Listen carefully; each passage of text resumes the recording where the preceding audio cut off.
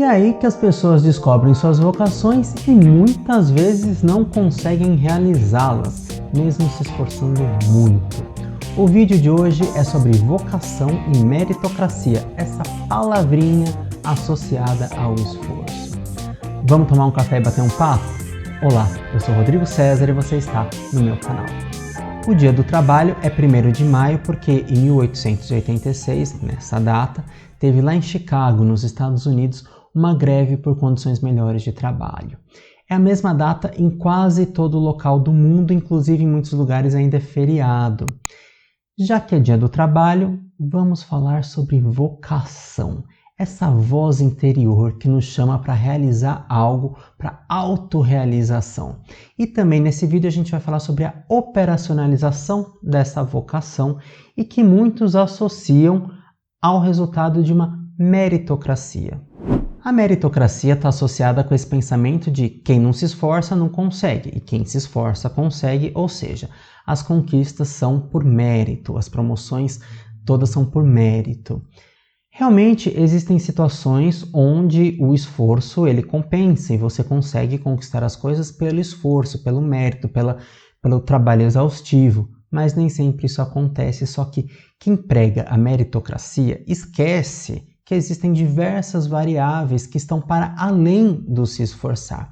Eu fiz uma listinha aqui com algumas dessas questões, dessas variáveis, eu quero conversar com você sobre elas. Geralmente os fatores que são ignorados, né, porque as pessoas acham que essa regra do esforço vale para todo mundo, mas não é bem assim.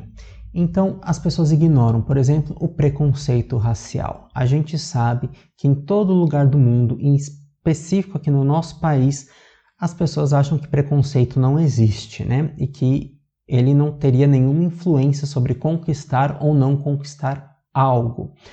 E o mesmo vale para os casos de gordofobia, LGBTQIA+, fobia e questões sociais como, por exemplo, a alimentação. Se a gente pegar que para a gente estudar, para a gente se desenvolver, até desenvolver o nosso próprio corpo, a gente precisa de uma alimentação saudável, como é que está o nosso território nacional aqui? Não vamos nem falar do resto do mundo.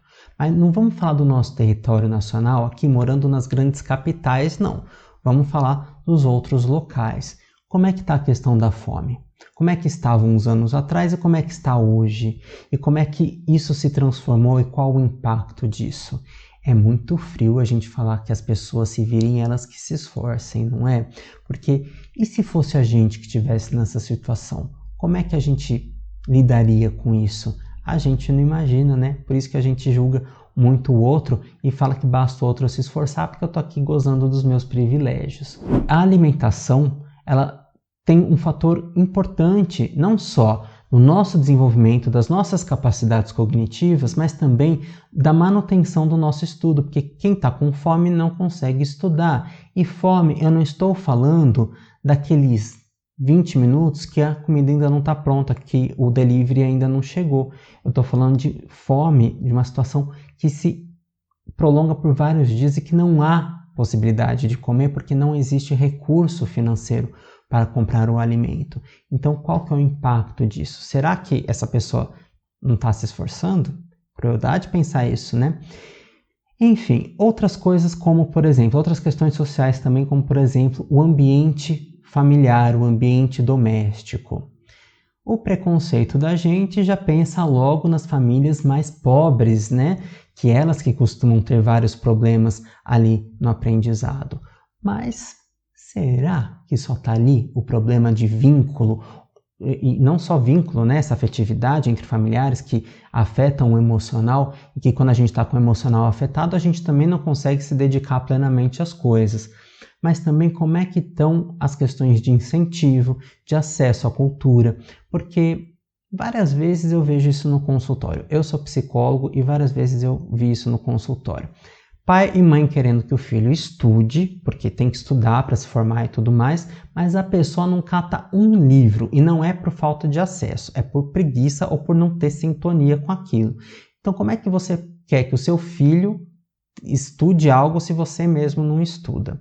Fica aí o exemplo da incoerência, não é? A gente tem que olhar para esse aspecto também. Mas a dinâmica familiar ela pode ser positiva e negativa e afetar totalmente o nosso emocional, ou para o bem ou para o mal. E nisso a gente também já tem ali uma outra variável que está para além de se esforçar. Como que a gente vai se esforçar se a cada tropeço que eu dou, alguém da minha família me põe para baixo? Fica difícil se esforçar, né?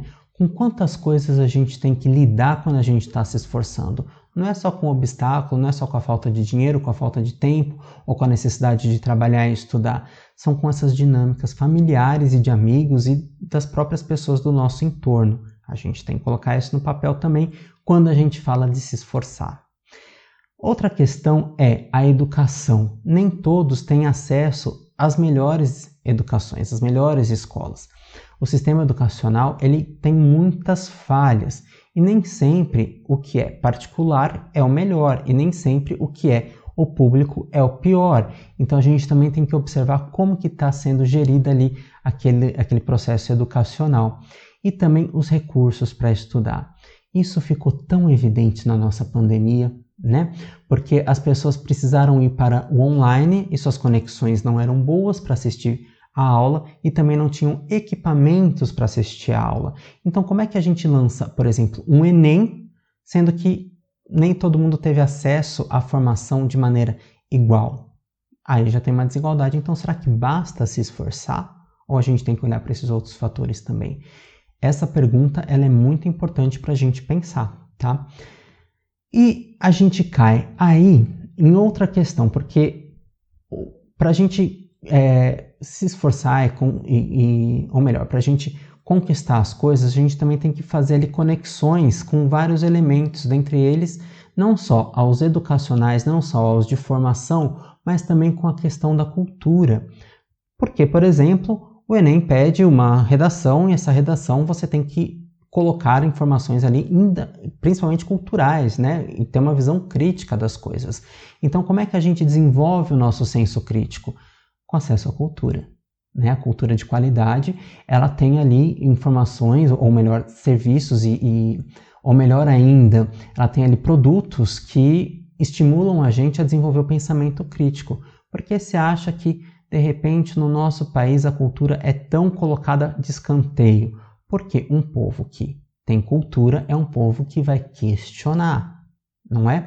E como é que o governo que a gente tem aqui, que é tão difícil, como é que ele permitiria que o povo tivesse acesso à cultura? Porque ele estaria dando um tiro no próprio pé, né? Então tira a cultura, fala que cultura é ruim, cultura é coisa errada, e aí você tem uma manipulação. E aí você acusa o outro de fazer manipulação. Olha só, não é o plano perfeito? E o que a gente percebe também em questões relacionadas à meritocracia é que há uma romantização das dificuldades. Fulano de tal conseguiu. Olha lá, ele é filho da empregada, porque geralmente as pessoas gostam de falar que o filho da empregada conseguiu tal coisa, né? Tá, mas a qual preço? E essa história é uma exceção e não a regra. Então, como que foi esse processo todo? Né? O filho da empregada conseguiu entrar em medicina em faculdade pública. Parabéns, é uma exceção, né? Não é uma oportunidade que está sendo dada para todos, não, né? E agora, como é que você faz? Você podia estudar dentro do ônibus, que você fica lá 6 horas dentro do ônibus, você podia estudar, né? A pessoa não está dentro do ônibus, numa cadeira, na beira da piscina, tomando marguerita, observando a paisagem, né? Ela está de pé, ela está ali numa situação muito desconfortável, tendo que prestar atenção nas coisas, tendo que tomar cuidado para não ser muitas vezes assaltada, tendo que prestar atenção no itinerário, fora o cansaço do dia de trabalho. Porque dentro do ônibus a pessoa não está descansando. Ela não tem a sua própria mesa com a sua aguinha, com o seu lanchinho. Ali está difícil, né? E ali a gente cai de novo na questão da alimentação. Com o que essa pessoa ali está se alimentando, não é? E alguns alimentos, eles dificultam até o próprio raciocínio, né? E as pessoas muitas vezes na falta de tempo buscam alimentos práticos que são ultraprocessados, mas que trazem muitos danos para a saúde. Vamos rever a questão de meritocracia, então? Agora, antes de falarmos da operacionalização da vocação, eu quero pedir para você um like nesse vídeo para fortalecer o canal. E se você achar que alguém precisa receber esse vídeo, compartilha com a pessoa. Vai ser muito interessante para ela e para mim também. A vocação é essa voz interior que nos leva para realizar alguma coisa, essa tendência, essa aptidão que a gente tem para realizar uma coisa. Talento é uma coisa que a gente pode sim desenvolver, a gente pode gostar de um assunto e desenvolver, mas a vocação é uma espécie de chamado, é algo que nos mobiliza para realizar uma profissão, uma atividade, e geralmente essas coisas têm um propósito maior. Por exemplo, muitas pessoas falam da vocação artística, mas elas não estão preocupadas com o propósito da arte, que é provocar, que é levar uma reflexão, levar um pensamento ali, uma proposta de discussão. E sim com a vaidade da beleza do set de filmagem, com a vaidade do palco, com as luzes da ribalta, essas coisas todas. Então, assim, você pode ter uma aptidão, mas o que é que você faz com essa aptidão?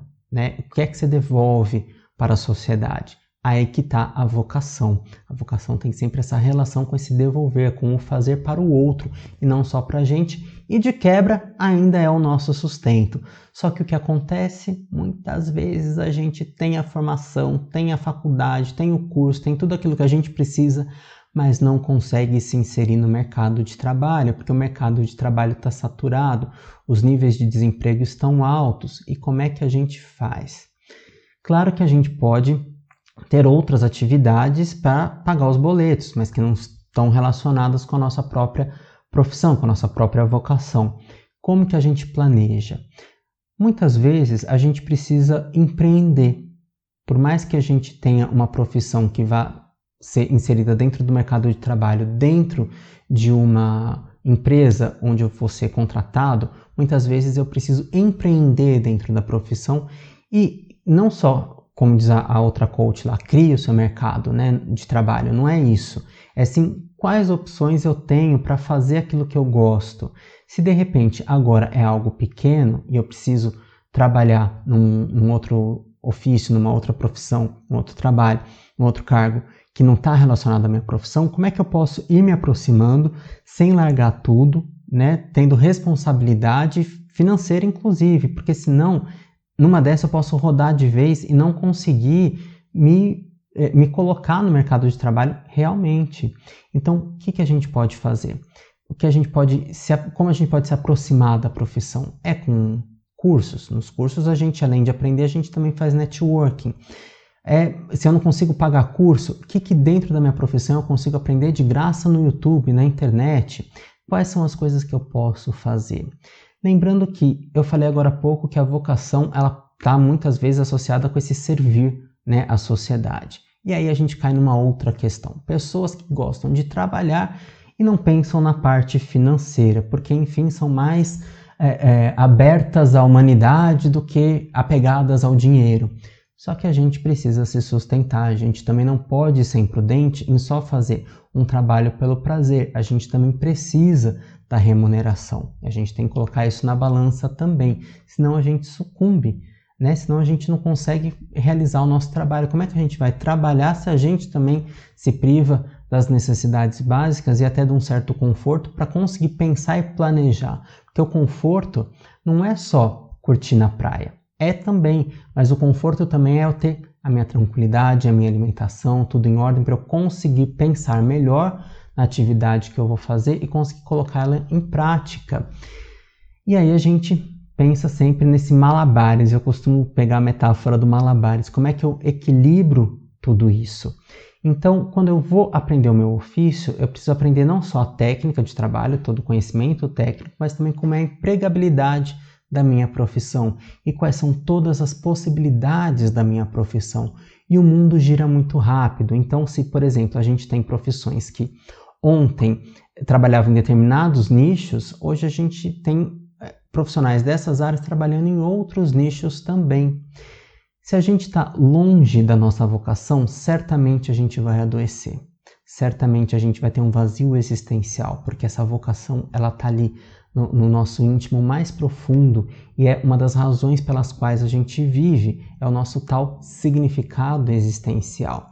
Então é sobre isso que a gente está falando, sobre todas essas coisas que a gente tem que colocar atenção sim, e não desmerecer nenhuma das variáveis que podem nos impedir, nos passar uma rasteira da gente conseguir. Então, vamos cuidar disso, dessas variáveis todas, não só das nossas, mas também da dos outros. O que a gente puder fazer e pensar no coletivo é melhor. Eu falei algumas variáveis aqui, mas se você tiver outras variáveis que impedem, que dificultam a operacionalização da nossa vocação, deixa aqui na caixa dos comentários, vamos bater um papo. Me segue também nas redes sociais, que lá a gente conversa mais de pertinho também, a gente troca várias informações. E também eu quero pedir para você se inscrever no canal caso você tenha gostado desse tema, porque toda segunda, quinta e sábado, às 11 horas, eu trago vídeos sobre arte, cultura e comportamento. Um grande abraço e até o próximo vídeo. Tchau!